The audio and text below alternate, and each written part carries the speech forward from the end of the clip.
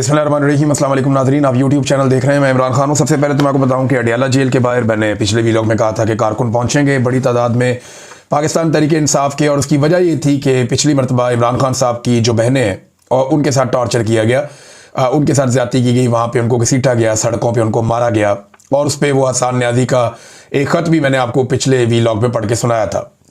अब अडियाला जेल के बाहर एक तो खैबर पख्तूनख्वा की जानिब से बड़ी तादाद में कारकुन आए, दूसरा पंजाब से आलिया हमज़ा ने कहा कि जो टिकट होल्डर्स हैं और जितने भी लोग वहाँ पे उम्मीदवार हैं या ओहदेदारान हैं वो सारे पहुँचें। तो अडियाला जेल के बाहर यहाँ पे भी बहुत बड़ी तादाद में लोग आ गए, पंजाब से भी, और फिर ISF की एक बड़ी अच्छी खासी तादाद ने इसमें शिरकत की है, नौजवान बड़ी तादाद में। शाहिद खटक, मीना खान अफरीदी, अल्लामा राजा नासिर अब्बास साहब, शौकत बसरा साहब, बहुत सारे वकला भी आए हैं। तो एक बड़ी तादाद है लोगों की जो अलीमा खानम और नौरीन खानम के साथ मौजूद है अडियाला जेल के बाहर। छोटी मोटी झड़पें भी हुई हैं पुलिस के साथ, और इस मरतबा कारकुनों की तादाद हज़ारों में है। जो मीडिया के लोग जिनसे मेरी बात हुई, मैंने कहा जी मुझे एग्जैक्ट आप सिचुएशन बताएं, तो उन्होंने कहा हज़ारों कारकुन पहुंचे।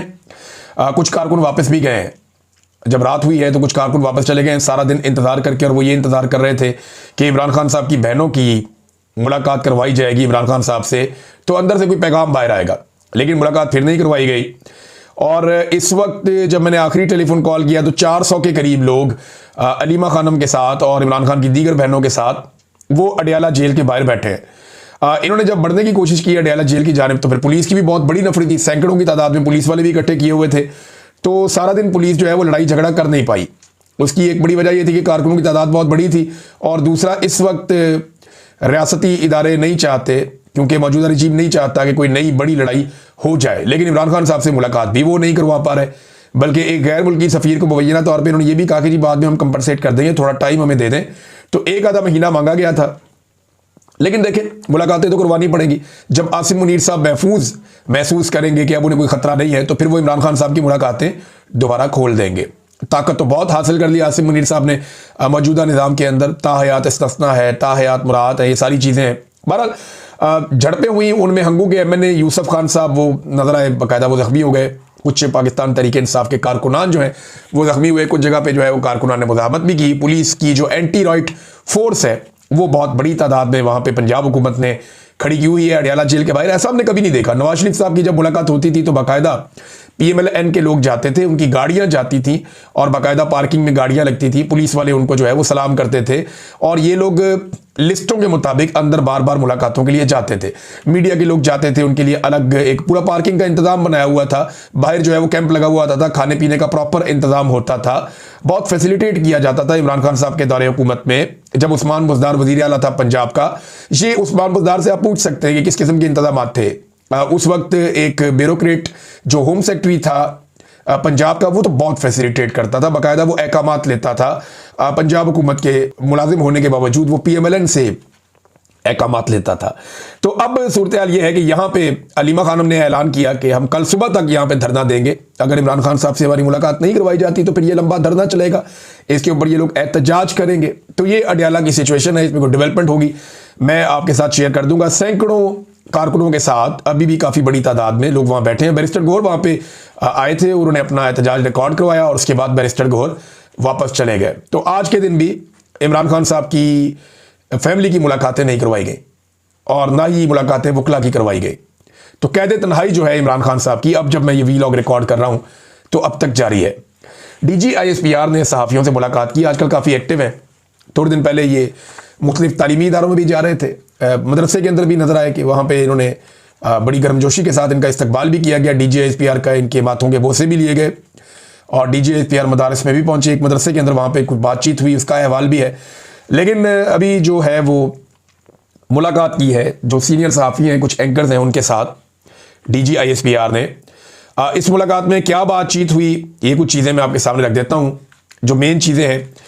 एक तो उन्होंने जो अफगानिस्तान में तालिबान हुकूमत है उनको कहा कि तालिबान जो है वो हुकूमत एक रियासत की तरह जो है वो फैसला करे, नॉन स्टेट एक्टर्स की तरह फैसला ना करें। फिर उन्होंने कहा जी कि तालिबान हुकूमत कब तक अबूरी रहेगी, यानी पाकिस्तान की इस्टेब्लिशमेंट को इस बात की फ़िक्र है कि अफगानिस्तान में एक अवामी मुंतखब हुकूमत होनी चाहिए, लेकिन क्या पाकिस्तान में एक अवामी मुंतखब हुकूमत है? इसका जवाब सारे पाकिस्तानी जानते हैं। फिर उन्होंने कहा जी नॉन कस्टम पेड गाड़ियां जो है इन पर फौरी तौर पे पाबंदी लगाई जाए, दहशतगर्दी के वाकयात में इन गाड़ियों को इस्तेमाल किया जाता है। नॉन कस्टम पेड गाड़ियों का धंधा बहुत बड़ा है। ये गाड़ियां अफगानिस्तान से पाकिस्तान में दाखिल होती हैं और इनको पाकिस्तान के कई इलाकों में चलाया जाता है, कबायली इलाकों में, इवन स्वात में, ऊपर गिलगित बल्तिस्तान में, बहुत सारे एरियाज़ में ये गाड़ियां चलाई जाती हैं जो नॉन कस्टम पेड गाड़ियां हैं। और इनकी स्मगलिंग के अंदर बाकायदा बहुत पैसा बनाया जाता है और बॉर्डर पे खड़ी हुई सिक्योरिटी फोर्सेस भी इसके लिए जिम्मेदार हैं। अच्छा जी, इसके बाद उन्होंने एक स्टेटमेंट दिया डीजी आईएसपीआर ने। उन्होंने कहा जी ब्लड और बिजनेस ये एक साथ नहीं चल सकते, यानी जहां पे खून बह रहा हो और साथ आप कारोबार भी करना चाहें। ये अफगानिस्तान के तनाजुर में इन्होंने बात की है। ऐसी ही बात इंडिया पाकिस्तान के बारे में करता था कि ट्रेड एंड टेररिज्म ये एक साथ नहीं चल सकता, यानी टेरर एंड ट्रेड एक साथ नहीं चल सकता। ये बात इंडिया पाकिस्तान के लिए करता था। आज पाकिस्तान वही बात अफगानिस्तान के लिए कर रहा है कि ब्लड और बिजनेस एक साथ नहीं चल सकते। इंडिया ने टी का वर्ड यूज किया, पाकिस्तान ने बी का वर्ड यूज किया, लेकिन दोनों तरफ एक नफरत है और वो बढ़ती जा रही है। यानी एक बॉर्डर के साथ फेंस लगाई इंडिया ने ताकि पाकिस्तान से वो महफूज रहे, और एक बॉर्डर के साथ फेंस लगाई पाकिस्तान ने ताकि अफगानिस्तान के साथ पाकिस्तान महफूज रहे और वहां से दहशतगर्दी पाकिस्तान में ना आए। अब दोनों तरफ जो है वो कार्रवाइयां होती रहती हैं। इंडिया वैसे ही पाकिस्तान को पसंद नहीं करता और अब ऐसा लगता है कि पाकिस्तान भी उसी तरह से अफगानिस्तान को पसंद नहीं करता। को ब्लड और बिजनेस एक साथ नहीं चल सकते। ये नहीं हो सकता कि हमारे पे हमले हों और हम तजारत करते रहें। एक और बात उन्होंने की, अफगानिस्तान के अवाम के हम खिलाफ नहीं है, हम दहशतगर्दी के खिलाफ हैं जो वहां से आती है। फिर एक और बात उन्होंने कहा जी मैं ये बताना चाहता हूं कि ये एक्शन ये बताता है कि तहरीक तालिबान अफगानिस्तान और तहरीक तालिबान पाकिस्तान में कोई फ़र्क नहीं है।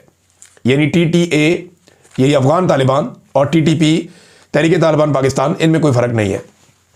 ये फ़र्क पाकिस्तानी तो कभी भी नहीं समझते थे, लेकिन पाकिस्तान के जो मिलिट्री एस्टेब्लिशमेंट है इन्होंने दो हिस्सों में डिवाइड कर रखा था। एक पाकिस्तान की मिलिट्री एस्टेब्लिशमेंट ये कहती थी ये गुड तालिबान है, दूसरों को कहते थे ये बैड तालिबान है, और इन्हीं के ज़रिए से बहुत पैसा भी बनाया लोगों ने। यानी अली अमीन गंडापुर ने बताया और खैबर पख्तूनख्वा पुलिस ने बताया कि हमने जब भी कभी दहशतगर्दों को गिरफ्तार किया तो एजेंसियां आकर हमसे छुड़ा कर ले जाती थी कि ये हमारे असासे हैं, ये गुड तालिबान है, ये बुरे लोग नहीं है, तो इन्हें छोड़ दिया जाए। तो ऐसा बार बार होता रहा। लेकिन अच्छी बात है कि आज फौज ये कह रही है कि, और इन्हें समझ आ गई उस बात की जो खेल इन्होंने बड़ा लंबा अरसा खेला कि गुड और बैड कुछ नहीं होता। जो हथियार उठा ले रियासत की मौजूदगी में और रियासत की रिट को चैलेंज कर दे, वो सब बैड ही होते हैं और उनके दरमियान में आप तफरीक नहीं कर सकते। उन्होंने कहा जी हम हक पर हैं, हक गालिब आएगा। फिर एक सियासी मामले पे उन्होंने गुफ्तगू की, क्योंकि जब DGISPR आते हैं तो कोई ना कोई सियासी बात तो हो जाती है। उन्होंने कहा जी कि एक सियासी जमात और दीगर अनासर के सोशल मीडिया अकाउंट बैरून मुल्क से ऑपरेट हो रहे हैं। ये तो नवाज शरीफ का अकाउंट भी बैरून मुल्क है, फजलुर रहमान का भी है, बेशुमार लोगों के जो अकाउंट्स हैं बैरून मुल्क से ऑपरेट हो रहे हैं। उन्होंने कहा कि ये सोशल मीडिया अकाउंट रियासत मुखालिफ मुहिम चला रहे हैं, ये DGISPR ने कहा। फिर उन्होंने कहा जी कि दहशतगर्दी के ऑपरेशन जो है वो 4910 किए गए हैं 4 नवंबर से अब तक। हज़ारों ऑपरेशन कर दिए, हर एक दिन के अंदर 232 ऑपरेशन एवरेज फौज कर रही है और 336 दहशतगर्दी के वाक़यात हुए हैं। तो DGISPR ने एक लंबी चौड़ी प्रेस कॉन्फ्रेंस की है। उन्होंने ये भी कहा हम रियासत है, रियासत के तौर पर रद्दमल देते हैं। एक तो कोई इदारा रियासत नहीं होता, लेकिन अगर उन्होंने रियासत पाकिस्तान की नुमाइंदगी करते हुए ये बात की है फिर तो ठीक है, लेकिन रियासत जो है वो किसी इदारे का नाम नहीं है। इसके लिए आपको आइन को तब्दील करना पड़ेगा। DGISPR ने एक और बात कही कि ये बैरून मुल्क से अकाउंट जो है वो प्रोपेगेंडा करते हैं, रियासत मुखालिफ कोई बयानियां बनाते हैं। तो देखें, रियासत मुखालिफ बयानियां जो भी बनाएगा वो गलत है और उसकी तो सारे मजम्मत करेंगे, लेकिन इदारों की सियासत में मुदाखलत पर अगर लोग तनकीद करते हैं तो वो तो बिल्कुल दुरुस्त है। वो तो आइन भी इसकी इजाज़त नहीं देता। इसके अंदर ना डिफरेंशिएट करना बड़ा मुश्किल हो जाता है। ये एक स्वीपिंग स्टेटमेंट देके सबको रगड़ देते हैं। ऐसे लोग जो पाकिस्तान के खिलाफ हैं या पाकिस्तानी रियासत के खिलाफ हैं, जो ये चाहते हैं पाकिस्तान तबाह बर्बाद हो जाए, उन लोगों को अलग रखना पड़ेगा। और वो लोग जो ये चाहते हैं कि पाकिस्तान के इदारे अपनी आइनी हदूद के अंदर जाएं, जो लोग ये चाहते हैं कि मिलिट्री एस्टेब्लिशमेंट या पाकिस्तान के फौजी जर्नैल, साफ बात करें तो वो पाकिस्तान के फैसलों में अपना किरदार अदा करना बंद कर दें और मातहत के तौर पे काम करें, जो रियासत फैसला करे। और रियासत क्या है? अवाम की मुंतखब की हुई हुकूमत। मैंडेट का एहतराम किया जाए, रूल ऑफ लॉ होना चाहिए। ये ताहयात इस्तिस्ना वाली चीज़ें इस किस्म की नहीं होनी चाहिए। आइन का जो है वो बाजू मरोड़ के अपनी मर्जी के जो है वो शक्लें शामिल नहीं करनी चाहिए। अदलिया को कंट्रोल नहीं करना चाहिए, मीडिया को काबू नहीं करना चाहिए। तो जो लोग इसके लिए आवाज़ उठाते हैं उन लोगों का तो पाकिस्तान को शुक्रिया अदा करना चाहिए कि उन्होंने पाकिस्तान में इंसाफ के लिए, पाकिस्तान में अवामी हुकूक के लिए आवाज़ उठाई है। पाकिस्तान के अंदर बैठ के ये मुश्किल हो जाता है, पाकिस्तान के बाहर से जो लोग उठाते हैं उन सबको सल्यूट करना चाहिए। DGISPR जो तलबा को मिलने गए वहाँ पे एक मदरसे में, यूनिवर्सिटीज़ में तो जा रहे हैं, कॉलेजेस में जा रहे हैं, और उन्होंने ये भी कहा कि रोज़ाना की बुनियाद के ऊपर ये दौरे हमारे एंगेजमेंट जो तलबा के साथ है वो जारी है। अब मैं सिर्फ एक बात पूछना चाहता हूँ कि ये DGISPR और इनके साथ दीगर बहुत सारे और साथी हैं, ये मीडिया को ये कहते थे इमरान खान साहब की हुकूमत गिराते हुए कि हम 93% मकबूल हैं। इमरान खान सिर्फ 7% है, 93% हम मकबूल हैं। और अगर ये 93% मकबूल है या इनका बयानिया इतना मजबूत है, तो आज एक एक यूनिवर्सिटी, एक एक कॉलेज में, मदरासिस में जाके वहाँ तलबा के साथ घंटों गुजारने की क्या ज़रूरत है? इसका मतलब ये है कि उस वक्त जो आपके पास इंफॉर्मेशन थी या तो वो गलत थी, या आप गुमराह कुन बात कर रहे थे, या आपको खुद नहीं पता था, या आप गलत बयानी से काम ले रहे थे कि आपकी मकबूलियत 93% है। ये गलत साबित हो गया, क्योंकि अब आपको इदारों में जा जाकर फर्दन फर्दन तलबा को मिलकर उनको समझाना पड़ रहा है कि जनाब असल बात क्या है और गलत बात क्या है। फिर तलबा बड़े सख्त सवालात भी करते हैं। अच्छा, मदरसे के जो तलबा ने सवालात किए, इसको शहजाद अकबर साहब ने भी बताया, एक दो और लोगों ने रिपोर्ट किया, मैं हैरान हो गया कि वहाँ से ज़्यादा बेहतर और सख्त सवालात आए हैं। उन्होंने सवालात उठाए कि दहशतगर्दी काबू क्यों नहीं होती, ये दहशतगर्द आते कहाँ से हैं? कल तक ये हीरो थे, मुजाहिद थे, आज ये दहशतगर्द कैसे बन जाते हैं? आपका ऊपर बंदा बदलता है, पॉलिसी बदल जाती है। तलबा ने बड़े सख्त सवालात किए, और यहाँ तक हो गया कि DGISPR को भी सख्त जवाब देने पड़ गए। बलूचिस्तान के मामले में बहुत सवालात हुए कि जो सरदार आपको पसंद होते हैं वो वहाँ पे इलेक्शन जीत जाते हैं, फिर उनको बड़ी बड़ी गाड़ियाँ और प्रोटोकॉल मिल जाते हैं, बाकी लोगों को दीवार से लगा दिया जाता है। फिर बलूचिस्तान के बच्चों के हाथों में बंदूकें किसने पकड़ाई, ये भी सवालात पूछे जाते हैं। तो बड़े सख्त सवालात हुए। कुछ सवालात के बारे में चुप करवाया गया, तलबा को उन्हें मौका नहीं दिया गया।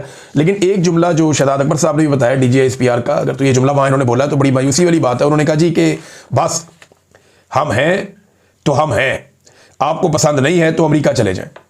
ये क्या बात हुई? भी पाकिस्तान की फ़ौज एक इदारा है जिसको पाकिस्तान की अवाम टैक्स के ज़रिए से पालती है और पाकिस्तान की अवाम अपनी हिफाजत के लिए रखती है।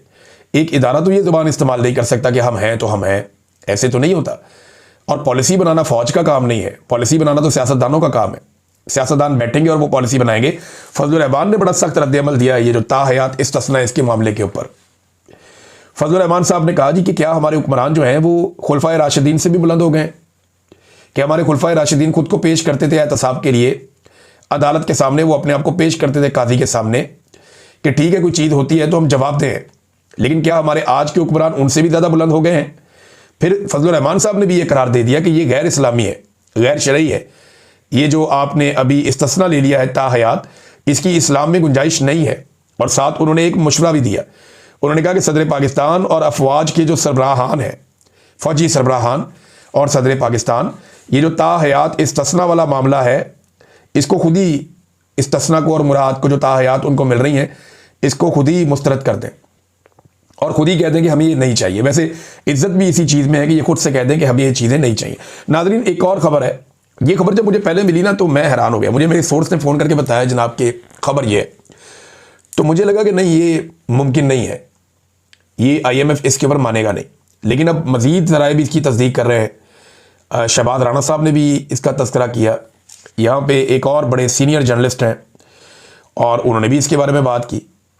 ये जो सीनियर जर्नलिस्ट हैं सनाउल्लाह खान साहब डॉन में है, इन्होंने भी वही बात कर दी और अब खबर जो है उसकी तस्दीक हो रही है। खबर बड़ी खौफनाक है। वो ये कहते हैं कि IMF की जो रिपोर्ट छपी है ना, ये रिपोर्ट 186 सफ़ात की छपी है, लेकिन ये 186 सफ़ात की रिपोर्ट नहीं थी। ये रिपोर्ट लगभग कोई 225 सफ़ात के करीब थी। यानी इसमें इतने ज़्यादा डाटा मौजूद था, 220-225 के करीब इतने सफ़ात इसके थे। अभी एग्जैक्टली ये नहीं पता कि इसके टोटल सफ़े पहले कितने थे, लेकिन इसमें से बहुत सारे सफ़ात निकलवा दिए गए इस रिपोर्ट में से। उन सफ़ात में क्या था, ये एक बड़ा सवाल है। सोर्सेज ये बताते हैं कि पाकिस्तान के कुछ इंतहाई हसास मामलात हैं, उन पर भी IMF ने कुछ ऑब्जर्वेशंस दी थी इस रिपोर्ट के अंदर, और हुकूमत ने यह दरख्वास्त की IMF के साथ मिलकर मुबैना तौर पे कि जनाब ये सफ़ात बीच में से निकाल दिए जाए। तो वो सफ़ात बीच में से निकाल दिए गए, म्यूचुअली इसको एग्री किया गया और उसके बाद ये रिपोर्ट शाया कर दी गई है।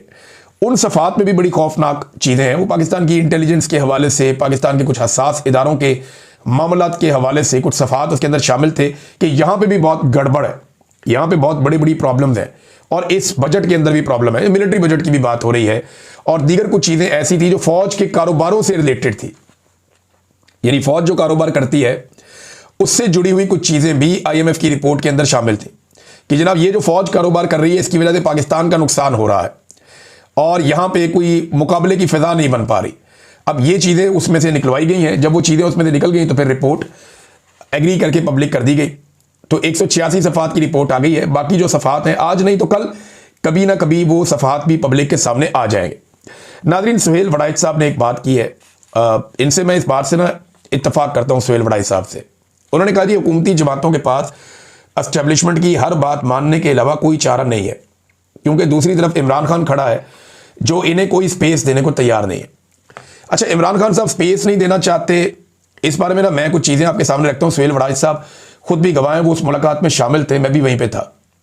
इमरान खान साहब ने 4 चीज़ों पे हुकूमत को स्पेस देने का 2022 में ही कह दिया था और उन्होंने कहा था जब भी आप इन 4 चीज़ों पे बैठेंगे मैं आपके साथ बैठ जाऊंगा और इन 4 चीज़ों के ऊपर मेरा कंसेंसस हो जाएगा आपके साथ, मैं इनके ऊपर हर किस्म का ताउन करने को तैयार हूं।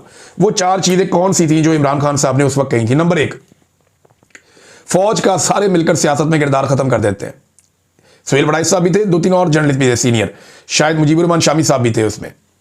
उन्होंने कहा जी नंबर 1, फौज का सियासत में किरदार खत्म करना है तो मैं साथ बैठने के लिए तैयार हूं। नंबर 2, इमरान खान ने कहा था कि इलेक्शन करवाने का एक ऐसा न्यूट्रल सिस्टम कायम किया जाए जिसके बाद कभी भी इलेक्शन मुतनाज़ ना हो, इसके लिए भी मैं साथ बैठने के लिए तैयार हूं। नंबर 3, मईशत के ऊपर एक रोड मैप तैयार कर ले, फिर उसके ऊपर आइंदा कोई सियासत नहीं करेगा, इसके लिए भी मैं साथ बैठने के लिए तैयार हूं। नंबर 4, एहतसाब के लिए भी एक तरीकाकार बनाया जाए, साफ और शफाफ। तो इमरान खान साहब ने कहा था इन 4 चीज़ों के लिए मैं किसी भी सियासी जमात के साथ या सारी सियासी जमातों के इकट्ठ के साथ बैठने के लिए तैयार हूं, इन पे आप किसी नतीजे पे पहुंच जाएं, पाकिस्तान आगे निकल जाएगा। तो ये स्पेस तो इमरान खान साहब ने सुहेल वड़ाइच साहब आपकी मौजूदगी में इन सियासी जमातों को दी हुई थी, लेकिन अब बहुत टाइम गुजर गया, बड़ा जुल्म हो गया इमरान खान पे।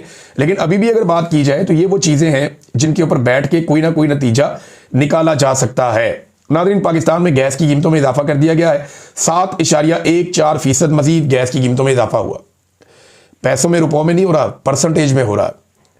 अब ये जब आप गैस खरीदेंगे तो आपको पता चलेगा कितना इजाफा है। ये MBBTU इस तरह को इसकी वो है, एक टर्मिनोलॉजी होती है, मेरे भी ज़हन में नहीं है, लेकिन इसमें जो फ़ी यूनिट कीमत बढ़ी है वो लगभग 70-75 रुपये से लेकर कोई 125 रुपये तक मुख्तलिफ इलाकों में अलग अलग तरीके से बढ़ी है, या मुख्तलिफ कंपनीज़ की अलग अलग तरीके से बढ़ी है। तो ये इतनी कीमत गैस की एक मरतबा फिर बढ़ा दी गई है। तो ये नाज़रीन इनका तरीक़ाकार है, लगातार कीमतें बढ़ाई जाओ, आवाम की कमर तोड़ी जाओ और पैसा इकट्ठा करके किसी ना किसी तरह मुल्क का पहिया घसीटो, मुल्क को किसी भी तरह करके, क्योंकि अवाम काम करने को तो तैयार नहीं है। लोग पाकिस्तान छोड़कर बाहर भागना चाहते हैं, एयरपोर्टों पे इन्होंने पहरे लगा दिए और बाहर से कोई पैसा लेकर पाकिस्तान में आना नहीं चाहता। नाज़रीन, एक और अफसोसनाक खबर है, उसकी अपडेट मैं आपको दे देता हूँ। ये हादी अली चट्ठा और ईमान मज़ारी साहबा का मामला है, एक मुतनाज़ ट्वीट का मामला है। अदालत के अंदर इसको रगड़ा दिया जा रहा है। अब जो एक स्टेट कौंसल शकील जट साहब को लाया गया मैदान में, उन्होंने बड़ा अजीब इंकशाफ कर दिया। उन्होंने कहा जी मुझे 4 बजे पता चला कि कोई फाइल ही नहीं है, फिर मुझे 15 सवालात दे दिए गए। मुझे ये भी नहीं पता कि ये सवालात किसने दिए हैं, यानी कौन लिख लिख के सवालात दे रहा है। बस मुझे कहा गया आपने कल ये सवालात कर लेने हैं। फिर उन्होंने कहा जी मैं तो फेयर ट्रायल के हक में हूँ, ये डिक्टेट किए गए सवालात मैं नहीं करता, मेरा ज़मीर ये गवारा नहीं करता। फेयर ट्रायल सबका हक है, अदालत तैयारी के लिए मुझे मुनासिब वक्त दे। और हादी अली चट्ठा और ईमान मज़ारी, इनसे प्रॉब्लम यह है कि ये मिलिट्री एस्टेब्लिशमेंट के खिलाफ तनकीद करते हैं। ईमान मज़ारी ने यहां तक कह दिया समात में कि यहां पर जजेस भी गायब हो जाते हैं। हम एजेंसियों की बात कर रहे हैं, उन एजेंसियों की जो अदालती मामलात में मुदाखलत करती हैं। हम जो बातें कर रहे हैं वो हकीकत है, आंखें बंद करने से कुछ नहीं होगा। हादी अली चट्ठा ने यह भी कहा। एक कर्नल साहब सबको कंट्रोल कर रहे हैं, ये ईमान मज़ारी साहबा ने कहा। तो नादरीन, इनके साथ दोनों मियाँ बीवी के साथ सख्त ज्यादती हो रही है और बात सिर्फ इतनी है कि ये इंसानी हकूक़ के लिए आवाज़ उठाते हैं, चाहे वो बलूचिस्तान में हो, चाहे वो कबायली इलाकों में हो, चाहे वो इस्लामाबाद, लाहौर, पंजाब, सिंध, कहीं पे भी हो। ये हर जगह पे जहाँ पे जुल्म और ज्यादती हो रही है उसके खिलाफ आवाज़ उठाने की कोशिश करते हैं। तो ऐसी आवाज़ों को दबाना पाकिस्तान की एस्टेब्लिशमेंट अपनी जिम्मेदारी समझती है। आज जो स्टेट काउंसिल है वो खुद कह रहा है कि मुझे लिखे लिखाए सवालात दे दिए, किसने लिखे ये भी नहीं पता।